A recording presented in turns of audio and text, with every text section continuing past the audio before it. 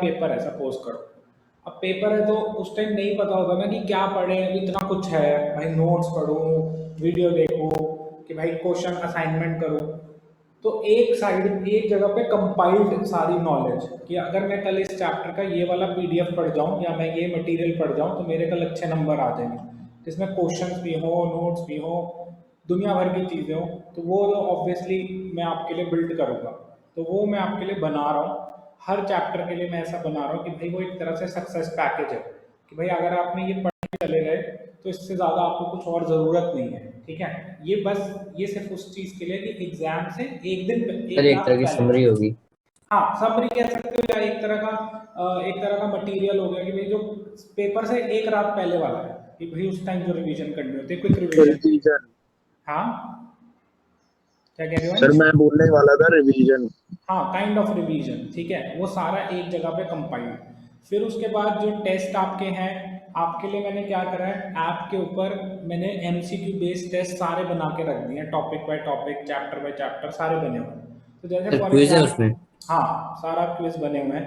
वो आप on demand ले सकते हो। जैसे मान लो आपका मन कर रहा है कि यार मुझे टेस्ट देना है, तो आप मुझे कभी भी बता दो, जिस भी चैप्टर का आपका मन करे टेस्ट देने का, जस्ट मैसेज मी, उसी टाइम अपडेट हो जाएगा, आप जाके देख सकते हो। ठीक है, तो जो आपके पर्सनल चॉइसेस के हिसाब से भी टेस्ट बन सकते हैं, सब बने पड़े हैं, आप बस बोलोगे और वो अपडेट हो जाएगा। ठीक है, चलो शुरू सर करते हैं। यस बेटा। सर मेरे कोर्स से मतलब प्री मिड टर्म के सिलेबस से वो चैप्टर हट गया जो मैग्नेटिक इफेक्ट अच्छा, वाला है। मैग्नेटिक इफेक्ट हट गया, ठीक है, क्योंकि टाइम वो नहीं है ना। Yes sir. सर अब बस लाइफ प्रोसेस, इलेक्ट्रिसिटी और फर्स्ट चैप्टर शायद यही आ रहे हैं बस। ठीक है, चलो बच्चे हम यहाँ पर आ जाते हैं किसके ऊपर, that is the 3D model of digestive system. पहले मैं आपको वो शो कर देता हूँ, और फिर उसके बाद इसके थ्रू हम सारा समझते जाएंगे कि क्या क्या हमारे बेसिकली एक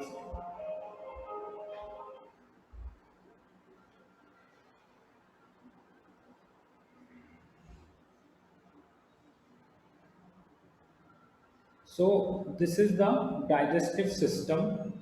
ठीक है, जो हमारे अंदर प्रेजेंट है। ठीक है, तो ये शुरू कहाँ से हो रहा है, एक एक करके चलते हैं। सबसे पहले सबको हटा देते हैं, वन बाय वन चलते हैं। सबसे पहले आपका आ जाता है ये oral cavity. Oral cavity is ये जो आपका माउथ रीजन होता है, इसको ओरल कैविटी कहते हैं। तो जब आपका खाना जाता है तो वो सीधा आपके माउथ में जाता है। तो जब आपके खाना माउथ में जाता है तो योर डाइजेशन एक्चुअली स्टार्ट्स। और ये दो टाइप्स की डाइजेशन होती है आपके माउथ में। First is the physical digestion which is done by your teeth. Now the point rises, what do you mean by physical and what do you mean by digestion? देखो, physical का मतलब है जब आप किसी चीज को फिजिकली क्रश करते हो या फिजिकली उस पर काम करते हो। ठीक है, किसी मटेरियल के थ्रू। जैसे फॉर एग्जांपल अगर मुझे ये टेबल को ब्रेक करना है तो मुझे एक हथौड़ा लाना पड़ेगा और इसके ऊपर मारना पड़ेगा, तब जाके ये टेबल ब्रेक हो जाएगी। तो ये फिजिकल मेथड ऑफ ब्रेकिंग है। सिमिलरली फिजिकल का वर्ड अगर आपको समझ आ गया तो दूसरा वर्ड है डाइजेशन। डाइजेशन का मतलब होता है ब्रेक डाउन, कि किसी भी चीज़ को अगर आप सिंपलर सब्सटेंसेज में तोड़ देते हो तो उसको हम क्या कहते हैं, डाइजेशन कहते हैं। तो आपका माउथ क्या करता है, जब जैसे ही आप खाना डालते हो तो आपके टीथ क्या करते हैं, they are made up of calcium, तो they are very strong. So now what they do is वो आपके फूड को क्रश करते हैं। That crushing of the food is basically digestion. तो उसको फिजिकली डाइजेस्ट कर दिया, उसको छोटे पार्टिकल्स में तोड़ दिया, सो दैट कि वो अब आपकी आपके आगे वाले फेजेस में अंदर जा सके। तो आपके माउथ के अंदर जो टीथ है, they are very essential for you to break the food into that is your smaller particles. ये हो गई फिजिकल डाइजेशन आपके माउथ में शुरू। सेकेंड डाइजेशन कौन कर रहा है, सेकेंड डाइजेशन कर रहा है आपका saliva. Saliva is like a that is your spoon, एक तरह का स्पून है ये। सॉरी, सलाइवा बोल रहा हूँ। The tongue which you have it is like a spoon. अब ये स्पून क्यों कहते हैं इसे, ये क्या करते हैं, जब आपका खाना क्रश हो गया ना टीथ की मदद से, तो आपके माउथ में सलाइवा प्रेजेंट है। तो ये टंग क्या करती है, आपके क्रश्ड फूड और आपके सलाइवा को मिक्स कर देती है। Now it is mixing them, like जैसे आप एक स्पून की मदद से चीजों को मिक्स करते हो ना, बिल्कुल वैसे ही टंग क्या कर रही है, समझ। सर जैसे सर दांतों में खाना फंस जाता है तो वो कैसे होता है फिर? देखो दांतों में जो खाना फंस रहा है उसकी वो एक तरह से यार देखो, खाना छोटा सा है, दांत एक तरह से सपोज करो उनके बीच में स्पेसेस है, तो वो खाना छोटा सा उन स्पेसेस में जाके घुस गया तो उसको आप फंसना कह देते हो।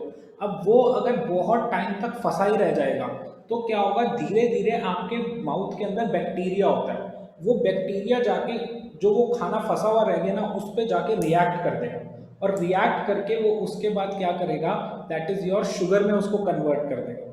फिर उसके बाद वो शुगर आपके दांतों पे इकट्ठी होती रहेगी और धीरे धीरे धीरे धीरे आपके दांत की कैविटी बन जाएगी, मतलब आपके दांत सड़ने लग जाएंगे, जिसे आप क्या कहते हो कि मेरे दांतों में कीड़ा लग गया। तो वो कीड़ा कुछ नहीं होता, वो एक्चुअली जो खाना आपके मुंह में गया वो अच्छी तरह से आपने उसको मिलाया नहीं, जैसे जो आपकी टंग थी उसने उसको पूरी तरह से मिलाया नहीं, इस चक्कर में वो खाना आपके टीथ के बीच में रह गया, उन पे जाके बैक्टीरिया ने अटैक कर दिया, बैक्टीरिया ने अटैक करके उसको कन्वर्ट कर दिया किसमें, शुगर में, और वो धीरे धीरे धीरे धीरे आपके दांत को सड़ाने लग गया, जिसे आप कीड़ा कहते हो या दैट इज योर कैविटी कहते हो। यस इश्मीत बोलो बेटा।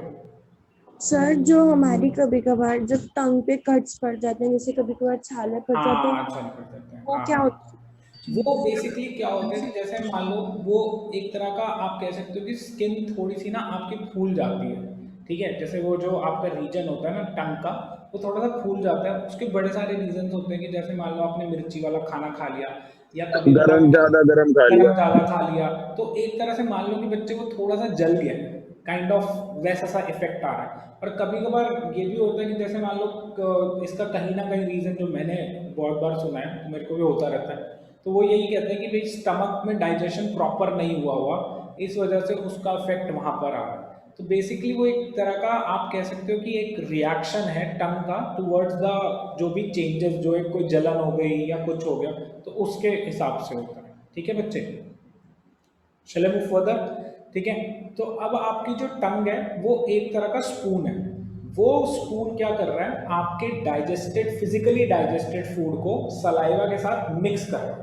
अब सलाइवा एक अपने आप में बहुत इंपॉर्टेंट पार्ट है, वो वाटरी लिक्विड है, मतलब पानी जैसा लिक्विड है, उसके अंदर जैसे ही सलाइवा के साथ मिक्स होता है तो वो एक रिलीज करता है, दैट इज एक आप कहते हो एक हार्मोन, एक केमिकल रिलीज करता है जिसको बोलते हैं सलाइवरी अमाइलेज।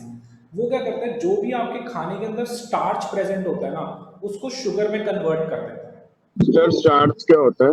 स्टार्च क्या होता है, अब starch, what is starch, basically ये हमने पढ़ा था फोटोसिंथेसिस में। फोटोसिंथेसिस जब हुआ था तो खाना बना था, ठीक है, उसके अंदर अगर आपको याद होगा कि प्लांट्स ने फूड बनाया था ग्लूकोज के फॉर्म में, वो जो ग्लूकोज की फॉर्म में प्लांट्स ने फूड बनाया था, वो फूड जो होता है प्लांट्स की लीव्स के अंदर और प्लांट के फ्रूट में एज अ स्टार्च की तरह स्टोर हो जाता है। ठीक है, तो you can say starch is a kind of sugar but not a particular sugar, मतलब एक तरह का है तो कार्बन कंपाउंड ही, ठीक है, ये सारे कार्बन कंपाउंड्स हैं, starch, sugar, these are all carbon compound, glucose is also carbon compound. तो starch is stored in the fruits of the plant, तो जब आप फ्रूट खाते हो तो आप स्टार्च को अपने अंदर लेकर जाते हो, लेकिन जो आपके माउथ के अंदर सलाइवा है वो उस स्टार्च को कन्वर्ट कर देता है शुगर में, जो आपकी बॉडी के लिए बेटर है। तो ये होती है सेकंड डाइजेशन, जिसे हम बोलते हैं केमिकल डाइजेशन। तो first physical digestion was done by your teeth, second chemical digestion was done with the help of your saliva. तो ये दो डाइजेशन आपके माउथ के अंदर हो जाती हैं। ठीक है, फिर उसके बाद आप जो खाना अब जाएगा वो खाना जाएगा कहाँ से, that is from the food pipe. ठीक है, अब वो नीचे जाएगा स्टमक में, तो ये आती है, इसको हम बोलते हैं एसोफेगस। क्या बोलते हैं इसे, एसोफेगस, यू कैन सी। ठीक है, कुछ लोग ईसोफेगस बोलते हैं, कुछ लोग एसोफेगस बोलते हैं, फूड पाइप बोलते हैं, which ever way you want you can say. ठीक है, तो ये एक तरह की पाइप है जो आपके सारे जो भी खाना आपने क्रश कर लिया ना अच्छी तरह से, उसको नीचे लेकर जाएगी। और ये कहाँ लेकर जाएगी खाने को, ये लेकर जाएगी कहाँ पर, स्टमक में। कहाँ लेके जाएगी, स्टमक में। ना stomach is a J shaped organ, मतलब एक जे होता है ना, एक ऐसा जे होता है, बिल्कुल वैसी सी शेप बनाता है, जे वाली। ठीक है, जे फॉर जग और जैगवार, तो वैसी वाली शेप बना रहा है, जे वाली, तो इसलिए इसको बोलते हैं J shaped organ, this is called as J shaped organ. तो आपके ईसोफेगस से खाना सीधा चला जाता है स्टमक में। अब स्टमक के अंदर क्या होते हैं, दैट इज योर ग्लैंड्स होते हैं, ठीक है। और वो क्या करते हैं, केमिकल्स रिलीज करते हैं, गैस्ट्रिक जूसेस जिन्हें हम कहते हैं। तो ये 3 केमिकल्स रिलीज करते हैं, ठीक है। एक तो होता है HCl, दूसरा होता है पेप्सिन और एक होता है mucus. There are 3 chemical, 3 digestive आप एंजाइम्स कह सकते हो या जूसेस कह सकते हो। डाइजेस्टिव एंजाइम्स रिलीज होते हैं स्टमक में, कौन कौन से, HCl, पेप्सिन और क्या, mucus. Now what this HCl does, सबसे पहले HCl की बात करते हैं। HCl एक एसिड है। एसिड का काम क्या होता है, इसका कोरोसिव नेचर होता है। कोरोसिव नेचर मतलब क्या होता है, अगर एसिड आपके हाथ में पड़ जाएगा ना तो आपका हाथ जल जाएगा, इतना ज्यादा पावरफुल होता है एसिड। तो जब आपका खाना स्टमक में आता है, हाँ, अगर बहुत अच्छा क्वेश्चन पूछा बच्चे ने, क्वेश्चन पूछा कि अगर ईसोफेगस ब्लॉक्ड हो जाए, हो सकती है, कोई बड़ी बात नहीं है ईसोफेगस ब्लॉक होना, तो फिर एक तो क्या होगा कि हम उसके लिए क्या करते हैं श्मीत, कि वी ट्राई कि भाई वो उसका ब्लॉकेज खत्म हो जाए। लेकिन अगर वो ब्लॉक हो गई तो obviously it will effect your health. पहली बात तो बहुत ही इंस्टेंट इफेक्ट होगा आपके ऊपर कि आपको उसको जल्दी से सही करवाना है। सर पानी पीने से हो जाता है ना वो तो। वो कभी कभार हो जाता है, क्योंकि ना जो ईसोफेगस और एक ना विंड पाइप जाती है, अभी आप जब रेस्पिरेटरी सिस्टम करोगे ना तो वहाँ पे विंड पाइप वो आती एक है। दूसरे को पास से जाती है। हाँ, उन दोनों का जो होल है ना वो ऑलमोस्ट सेम है। तो कभी कभार क्या होता है कि जब आप, इसलिए बोला जाता है कि जब आप खाना खा रहे हो ना तो बोलो मत, क्योंकि उन दोनों के ना हमारा ओपनिंग सेम है। तो कभी कभार क्या होता है कि जैसे मान लो आप खाना खा रहे हो तो वो आपकी विंड पाइप में चला गया, तब वो विंड पाइप ब्लॉक होने से ज़्यादा इफेक्ट होगा, क्योंकि सांस तो पूरा टाइम चाहिए ही चाहिए। चलो खाना एक बार के लिए 15 मिनट नहीं भी जाएगा या 1 घंटा नहीं भी जाएगा तो मरोगे नहीं, 1 दिन भी नहीं जाएगा। लेकिन सांस अगर रुक गई ना 5 मिनट के लिए, 2 मिनट के लिए, तो भाई साहब वो आपके लिए प्रॉब्लम क्रिएट हो जाएगी। अगर आपकी फूड पाइप ब्लॉक हो जाती है, लेट अस सपोज, तो कुछ नहीं करना, आपको उसको रेक्टिफाई करना पड़ेगा, ठीक है। आप डॉक्टर के पास जाओगे या फिर उसके बाद घर वाले क्या करते हैं, पीठ पे वो जोर जोर से करते हैं, फिर उसके बाद पानी पी लो कि जिससे कि उसका ब्लॉकेज चला जाए। क्योंकि ब्लॉक क्या हुआ होगा, देखो कोई आपने फूड खाया होगा, वो फूड बहुत बड़ा होगा साइज में, और आपकी फूड पाइप उसको एडजस्ट नहीं कर पा सर रही बड़ा होगी। क्यों होगा? बड़ा इन द सेंस, सपोज करो आपने उस खाने को ज़्यादा वो नहीं दबाया करा, आपने उसको दबाया। क्रश नहीं करा, ठीक है, और आप सर बट उसको, सर आपने जो बताया था कि मतलब सलाइवा से वो क्रश डाउन हो जाता है तो फिर लेकिन आप बड़ा अगर क्यों होगा? सपोज करो, ये तो वॉलेंटरली है ना थोड़ा सा, इसमें तो वॉलेंटियर टास्क भी तो है ना। अगर आप मुंह में कोई चीज़ डाल रहे हो वो तो आपके वॉलेंटियर है ना, आप खुद से उसको मैनेज कर सकते हो। आप ना क्रश करो कोई चीज़, सपोज करो मैं एक बहुत बड़ा सा फ्रूट लेता हूँ और मुंह में डाल लेता हूँ, या बॉल डाल लेता हूँ, कंचा डाल लेते हैं लोग समझदार, जो छोटे छोटे बच्चे होते हैं वो क्या करते हैं, समझदार। ऐसे बड़े सारे केसेस हुए हैं, वो क्या करते हैं, कंचे को खा जाते हैं। अब कंचे को थोड़ा क्रश कर सकते हैं टीथ या सलाइवा से थोड़ा मिक्स कर देता है, वो जैसे ही जाता है वो यहाँ जाके अटक जाता है ये फूड पाइप में। अब भाई, अब फूड पाइप में अटक गया, वो फूड पाइप में अटका, फिर उस चक्कर में सांस की दिक्कत होने लग जाती है। फिर अब जब तक वो फिर डॉक्टर के पास जाता है, डॉक्टर जाके जब तक उसका ऑपरेशन होगा या डिफरेंट मेथड यूज करेगा कि उसकी ब्लॉकेज को हटाए। तो ये तो खाने को मुंह में जो डाइजेशन में जो क्रशिंग है टीथ वाली, वो तो वॉलेंटियर है, आप ना करो, और लोग नहीं भी करते। आप खुद बताओ, जो आप खाना खाते हो उसको कितनी बार क्रश करते हो, 1-2 बार करते हो कि जल्दी जल्दी से उसको खाते रहते, समझ रहे हो। तो वो वॉलेंटियर लिए बेटा, ठीक है। चलो आगे। तो स्टमक में 3 बेसिकली हमारे डाइजेस्टिव एंजाइम्स होते हैं, वो कौन सर कौन से होते हैं, यस बच्चे। सर हिकअप्स क्यों आते हैं? हिकअप्स क्यों आते हैं उसका रीजन मैं अभी बताता हूँ, 2 मिनट रुक जाओ फिर बताता हूँ, ठीक है। अभी आएगा, मैं उसके बारे में बताऊँ। देखो नेक्स्ट उसके बाद क्या आता है, दैट इज योर स्टमक में 3 बेसिकली डाइजेस्टिव एंजाइम्स है। First is HCl। HCl is an acid which is very corrosive in nature. अगर HCl आपको लैब में जाके हाथ में पड़ गया ना तो आपका हाथ जल जाएगा।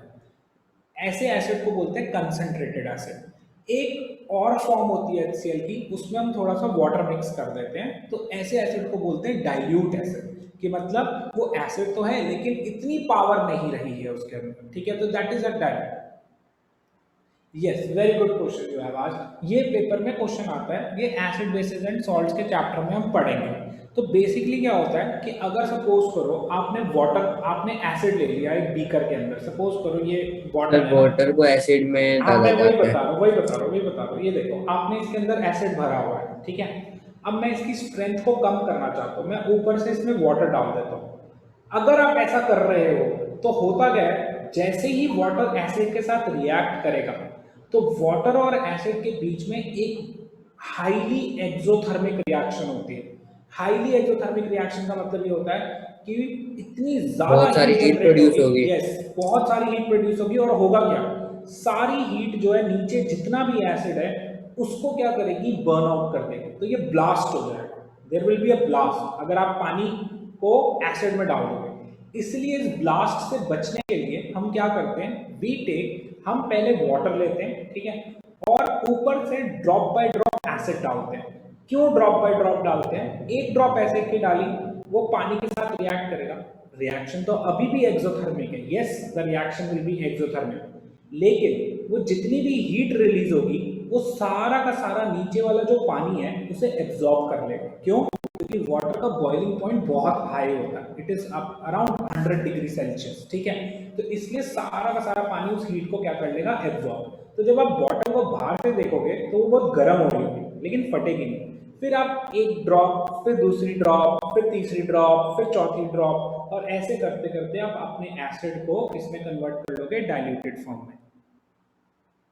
या श्योर, मैं इसका आंसर लिख दूंगा ग्रुप पे, कोई प्रॉब्लम नहीं है, ठीक है। और नोट्स में सारे आंसर्स अवेलेबल हैं, मैं आपको एक बार शेयर कर दूंगा, ठीक है। चलो अब स्टमक में हम आए, HCl ने क्या करा, बहुत स्ट्रॉन्ग एसिड है, वो क्या कर रहा है, इससे क्या फायदा होता है, सपोज करो खाना आपने खाया, अब आपके खाने के अंदर बैक्टीरियाज होते हैं, ठीक है, कुछ ऐसे ऐसे माइक्रो ऑर्गेनिजम्स हो सकते हैं जो आपके लिए बेनिफिशियल नहीं है, तो ये एसिड क्या करता है, उनको किल कर देता है। First is that it kills the bacteria present in your food, तो एक किलिंग द बैक्टीरिया का काम करता है। दूसरा काम क्या करता है, आपके खाने को एसिडिक मीडियम में चेंज कर देता है। अब क्यों एसिडिक मीडियम में चेंज कर देता है, इसका रीजन ये होता है कि यहाँ पर एक दूसरा एंजाइम है पेप्सिन, वो बिना एसिडिक मीडियम क्रिएट हुए काम नहीं करता, ठीक है। और पेप्सिन का काम क्या होता है कि जो भी आपके खाने के अंदर जो ये क्या कहते हैं उसे प्रोटीन्स होते हैं उनको सिंपलर सब्सटेंसेस में ब्रेक डाउन करता है। तो पेप्सिन को काम करने के लिए चाहिए एसिडिक मीडियम, उसे क्रिएट कर रहा है HCl एसिडिक मीडियम क्रिएट करेगा, पेप्सिन काम करेगा, और पेप्सिन आपके खाने के अंदर जो भी प्रोटीन प्रेजेंट है उसे सिंपलर सब्सटेंसेस में ब्रेक डाउन करेगा। मेनली हमारा काम है, हमारे को खाने को बहुत सिंपल सब्सटेंसेस में ब्रेक डाउन करना है ताकि वो हमारे सेल्स तक पहुंच सके। सारी मेहनत सिर्फ इसी चीज के लिए हो रही है कि हम अपने खाने को इतने सिंपलर सब्सटेंसेस में ब्रेक डाउन कर दें कि जो भी सिंपलर सब्सटेंसेस है वो हमारे सेल्स में पहुंच जाए, and our cells are very very small in size. So accordingly पूरा स्ट्रक्चर बॉडी का, ये डाइजेस्टिव सिस्टम इसी काम में लगा हुआ है कि तोड़ो, ब्रेक करो और ब्रेक करो और ब्रेक करो। तो HCl ने दो काम, पहला काम कि भैया बैक्टीरिया को मारो, दूसरा काम क्या है, what is the second work which the HCl is doing, that is converting the medium into acidic medium so that pepsin can work. What is the function of pepsin? To basically to digest proteins. Yes साहिबा, please बोलो बेटा। Sir अगर hydrochloric acid हमारे लिए harmful है तो वो तो हमारी बॉडी में भी है। हाँ, बहुत अच्छा क्वेश्चन पूछा। देखो ये जो हमारे ये HCl होते हैं ना, जो हमारी बॉडी में होते हैं, लेकिन इतना हार्मफुल नहीं होता मैं वो। बता देता हूँ। हाँ, इसका रीजन होता है, ये ना दो टाइप के एसिड्स होते हैं साहिबा, एक होते हैं मिनरल एसिड और एक होते हैं नेचुरल एसिड्स। जो नेचुरल एसिड्स क्या होते हैं, जो एसिड्स आपको नेचर से मिलते हैं ना, वो जनरली क्या होते हैं, माइल्ड होते हैं, वो ज़्यादा इफेक्ट नहीं करते, ठीक है। लेकिन जो एसिड्स हम लैब्स में बनाते हैं ना, उनको मिनरल एसिड्स बोलते हैं, वो एसिड्स बहुत स्ट्रॉन्ग होते हैं, ठीक है। तो ये जो एसिड हमारे स्टमक में प्रेजेंट है, मैं ये नहीं कह रहा ये वीक है, आपको अगर पता हो एक चीज बोलते हैं जिसे बोलते हैं acidity, you must have heard the word acidity. वो एसिडिटी क्या होती है साहिबा, व्हाट इज दैट एसिडिटी? तो यही तो होती है कि आपकी स्टमक के अंदर एसिड कंटेंट ज़्यादा हो गया है, तो आपको जलन होने लग गई है, तो उसको एसिडिटी बोलते हैं। और ये एसिड क्या कर सकता है, ये इतना पावरफुल तो है कि आपके स्टमक की जो वॉल्स है ना उनको बर्न कर सकता है, आपकी स्टमक को जलाने का भी इसके अंदर पूरी पूरी पावर है। But God has its own ways. Third जो एंजाइम था जिसका नाम था म्यूकस, उसका काम ही यही होता है कि वो म्यूकस क्या करता है, वो स्टमक की वॉल्स में प्रेजेंट है। तो अगर वो क्या करता है, वॉल्स को प्रोटेक्ट करता है अपने ही एसिड से, ठीक है। तो अगर एसिड सिक्रीशन ज्यादा हो जाता है तो म्यूकस क्या करता है, आपकी वॉल्स को सेफगार्ड कर लेता है, तो इससे आपकी वॉल्स जलने से बच जाती हैं। ठीक है साहिबा, अंडरस्टूड कि क्या पूरा सिस्टम मैकेनिज्म वर्क कर रहा है। तो अब आपकी वॉल्स बच गई, ठीक है, एसिड ने अपना काम कर लिया, पेप्सिन ने अपना काम कर लिया, फिर उसके बाद ये क्या कहते हैं उसे, म्यूकस ने अपना काम कर लिया, आपकी डाइजेशन होगी। लेकिन अगर सपोज करो कि बहुत ज़्यादा एसिड रिलीज हो जाए तो there could be a possibility कि आपकी डेथ भी हो सकती है। अगर आप जब बहुत ज़्यादा मिर्ची वाला खाना खा लेते हो तो एसिड बहुत ज़्यादा बनता है, ठीक है, क्योंकि उसको डाइजेस्ट करने के लिए आपको ज़्यादा एसिडिक मीडियम चाहिए।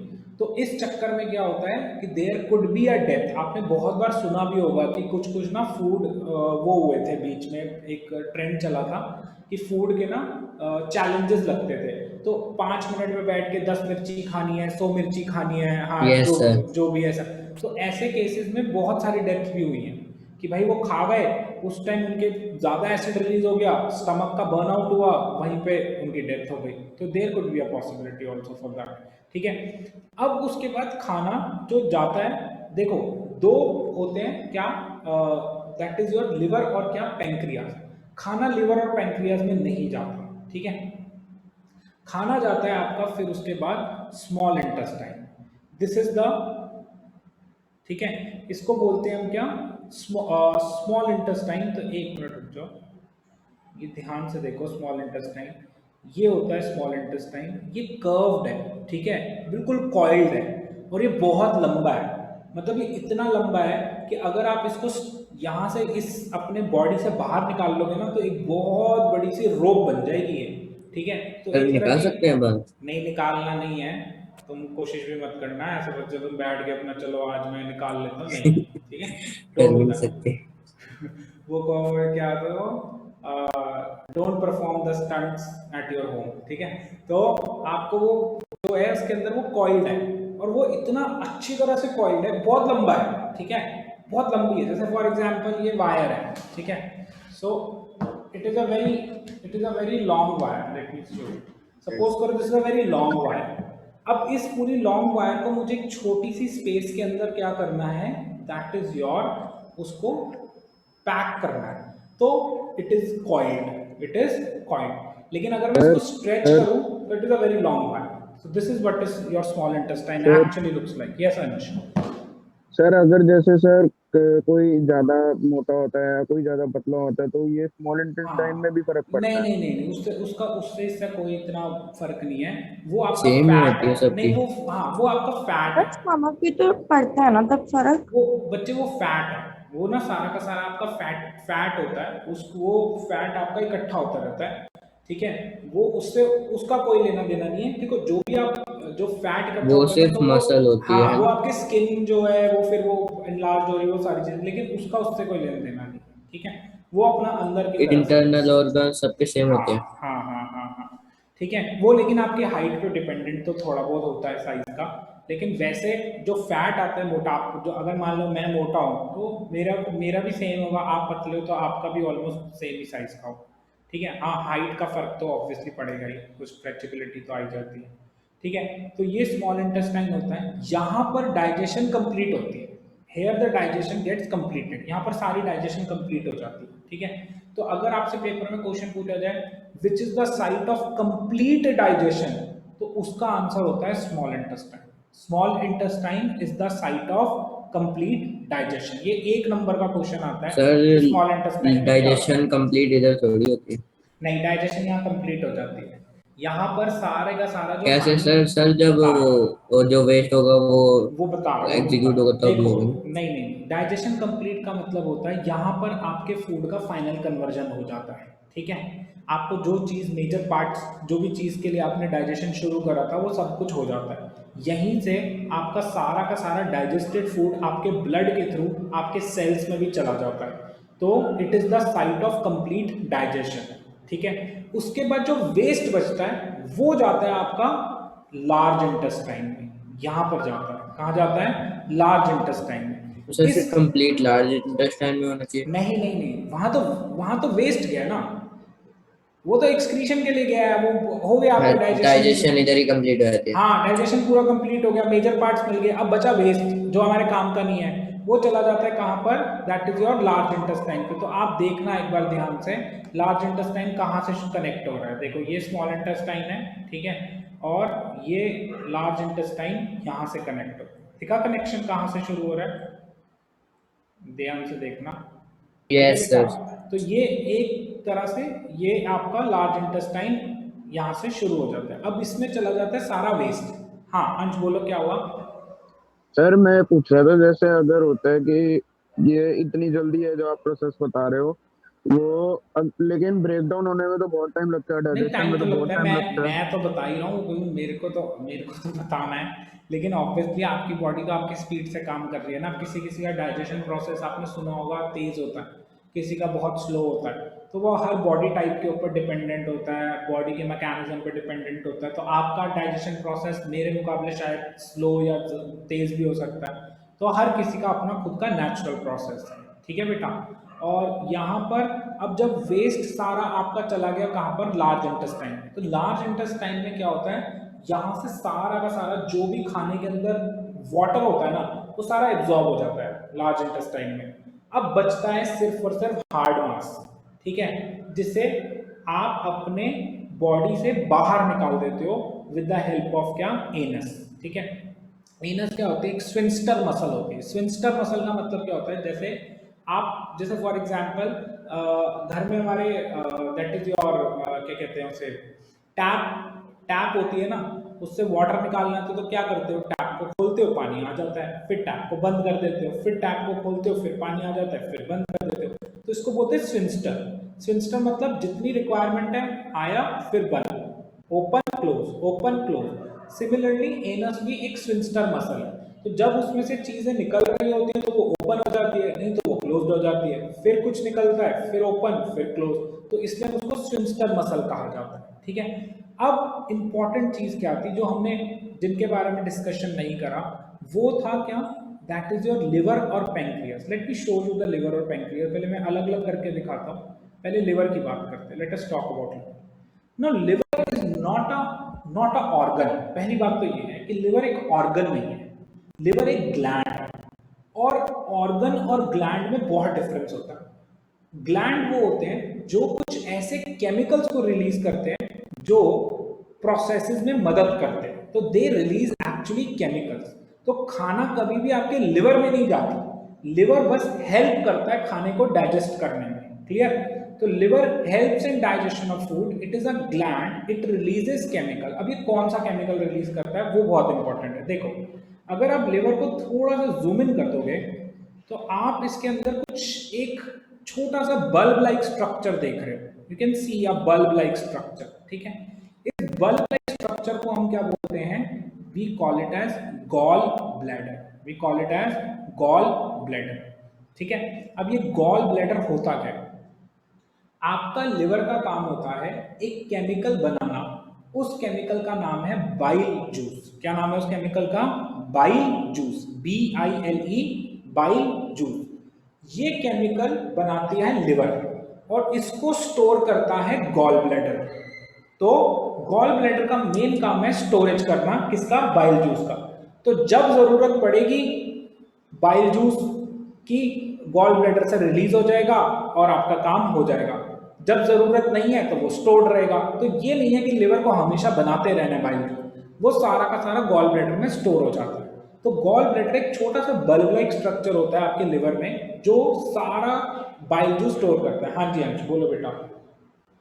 सर जैसे सर लिवर 2 होती हैं, और लिवर अगर जैसे एक डोनेट कर देते हैं, कुछ होता है तो नहीं तब नहीं नहीं, डाइजेशन लिवर में नहीं कुछ होती फर्क दो, होता है? लिवर लिवर दो नहीं होती बेटा, किडनी होती है दो। अरे सॉरी सॉरी सॉरी सर। हाँ किडनी है किडनी। तुम लिवर भाई, तो पता चले हॉस्पिटल जाके क्या रहा है भाई मेरा लिवर ले लो ऐसे मत कराइयो, पता चले और तेरे दिक्कत हो गई। हाँ सर भूल जाएगा। ठीक है ऐसे नहीं की होता। हाँ ये अपना गया कह रहा मेरा लिवर निकाल लो मेरे पास दो हैं, गलती से आ गए मेरे पास दो। ठीक है चलो आगे चलते हैं। ओके अनन्या ने क्वेश्चन पूछा बाइल जूस का काम क्या। बेसिकली अनन्या बाइल जूस का ये काम होता है, ये आपके जो स्मॉल इंटेस्टाइन है ना, ये बाइल जूस वहां पर जाता है। अब हुआ क्या था, जब स्टमक में खाना आया था ना, वो सारा खाना जो था ना एसिडिक मीडियम में कन्वर्ट हो गया था, क्योंकि HCl ने उसको एसिड में कन्वर्ट कर दिया था। बाइल जूस उसे एल्कलाइन मीडियम में कन्वर्ट कर देता है।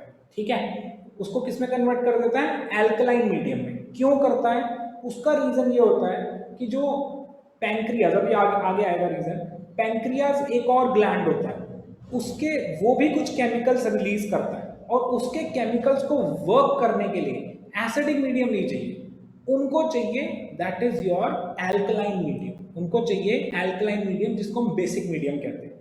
तो जब तक बाइल जूस बेसिक मीडियम नहीं क्रिएट करेगा, पैंक्रियाज के जो केमिकल्स हैं वो वर्क नहीं कर सकते।